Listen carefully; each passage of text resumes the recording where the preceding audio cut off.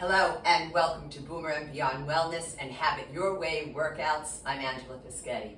So today for Have It Your Way workouts, we're focusing on one particular exercise that we always do, but today's exercise is the bent over posterior deltoid or rear delt fly. And I think this is an especially important exercise for our demographic here for this channel.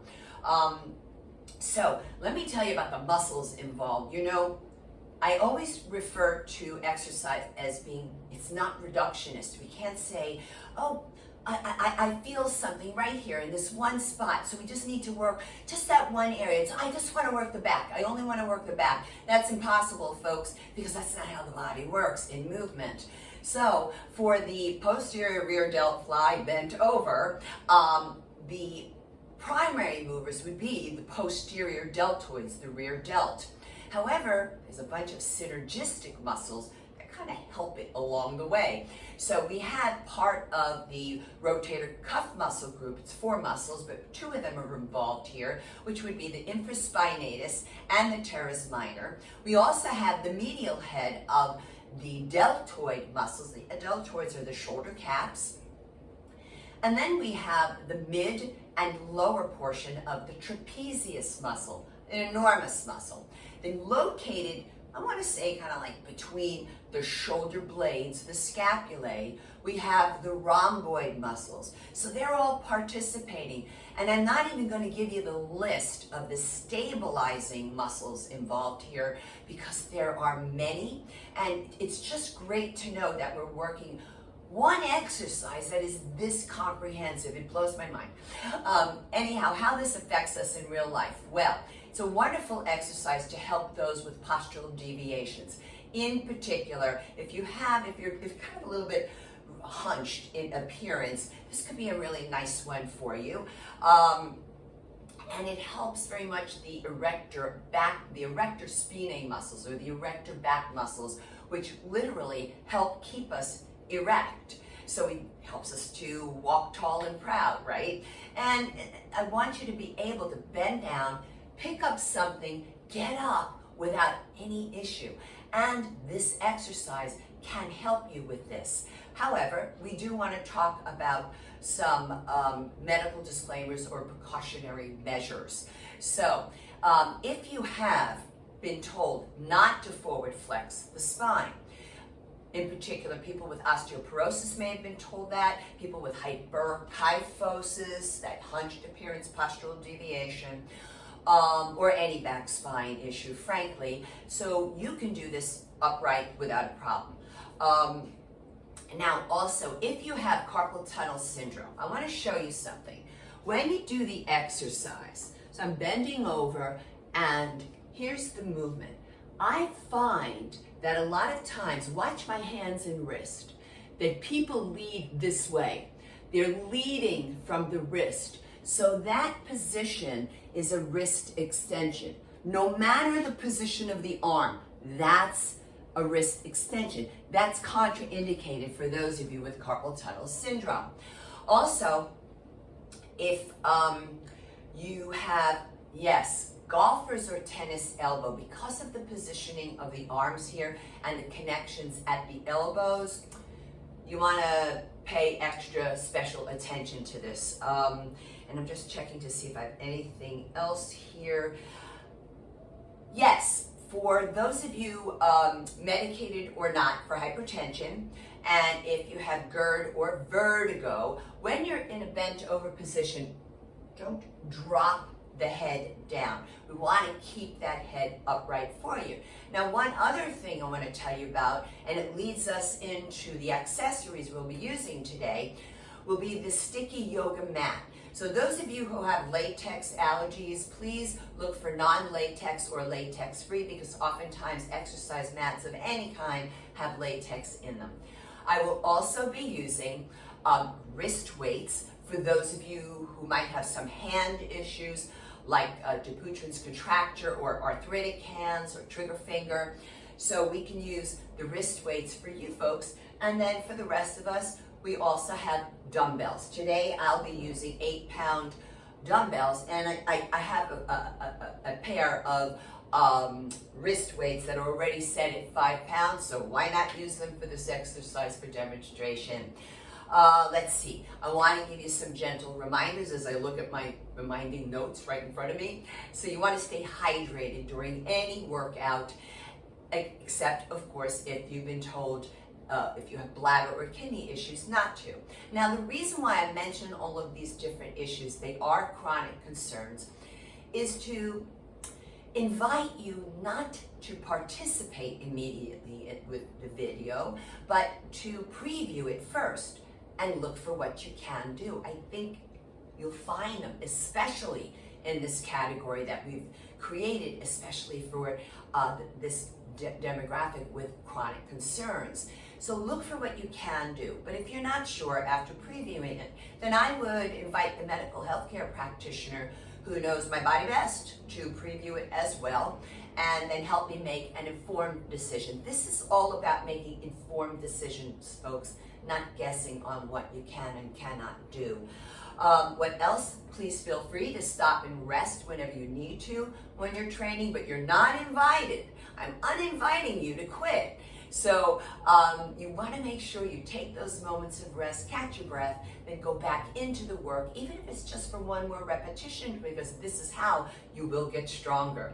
Now, to let you know that on the channel, I do have a video there that is, I think, pinned near to the top of the list. I think so. And it is both a warm-up and a cool-down.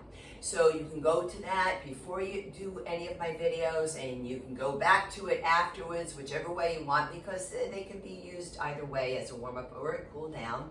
But it's also to remind us that for those of us 55 years and above, 55 years and above, to warm up for 10 minutes prior to any workout. Also, to let you know, in the community tab, you're going to find a really cool article about a bent over rear delt fly from Healthline that I found. Really, really nice image of a female physique executing the posture with the muscles activated, highlighted in red. So that's kind of nifty. And also there is a chart that is called a rating of perceived exertion chart. So it's something that you can use as a tool.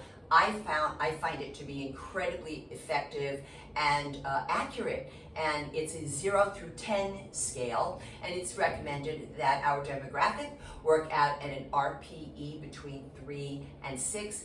Excellent tool if you don't know how to take your exercise training heart rate, or maybe you're new to exercise or new to strength training, but maybe you're also somebody who has had a pacemaker, or you're on certain medications like beta blockers. It's a nice tool to use in these instances. And let's see, anything else to tell you about? I think we covered it all. So how we're going to be handling today will be, first off, a set is a group of repetitions. Typically, I'll tell you between 8 to 15. However, in these workouts, we do 15 repetitions altogether. And so the first 5 repetitions, I will demonstrate the exercise to you without any resistance. Then the second 5 reps will be, I'll do them with the wrist weights. And then the last 5 repetitions will be with the 8-pound weights. Now, as far as how to stand when you're training, well, it's typically referred to as an athletic ready stance. So I'm just going to double check my feet, that my toes are in the same line as each other. Then I'm going to place my hands on top of that high pelvic bone. So this is called the iliac crest. Fingers pointing straight down, not in. So now I line up the ankles to the knees to the inside of the pelvic bone. That's what's meant by hips width apart. Not this, ladies, okay? No, nobody here is a linebacker. So we just bring it on in, and there's your stance. But we do want to note 2 other points here. You want those knees soft, and you don't want the buttocks sticking out. It's called an anterior pelvic tilt. It's kind of like when people twerk. So what we want to do is take a slight posterior pelvic tilt or pelvic tuck. It can be used either way, but don't take it so much where you wind up going into a standing abdominal crunch. That's just too much. So that's your athletic ready stance. So let's go into the work now, folks. Bent over rear delt or posterior deltoid fly. I like to bring the legs a little bit wider apart. I'm bending down, letting the arms dangle, and then I come out and up. I look down, but notice I lift the chin when the arms go up. You pause at the peak of the contraction. I'm inhaling and exhaling through the nose, but the exhale is on the effort, EE. Let's do one more. I know that makes it 6, but that's okay. Take it up and hold, and then I'm going to lower the arms down and slowly come on up. And if you want to take a couple of shoulder rolls in between, that's fine.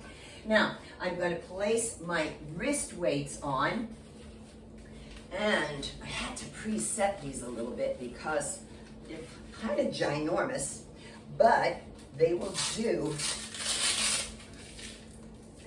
for the work. Nice loud sound there, right? But that's good Velcro. That thing's going to stay on. If you don't hear that from your Velcro, double check it.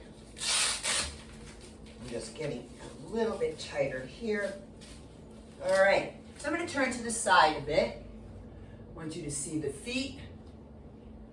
Belly button in, chest up, head up, out and up. Exhale. Now, I'm going to come closer to the camera and really let you see that lateral view. Pause at the peak. Exhale, belly button in, protect your back. I'm going to go for one more. Look out and up and down. Roll it on up.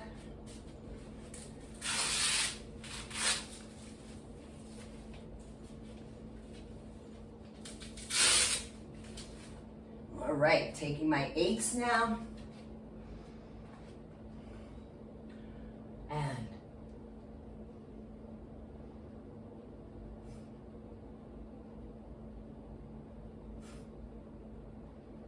2 more.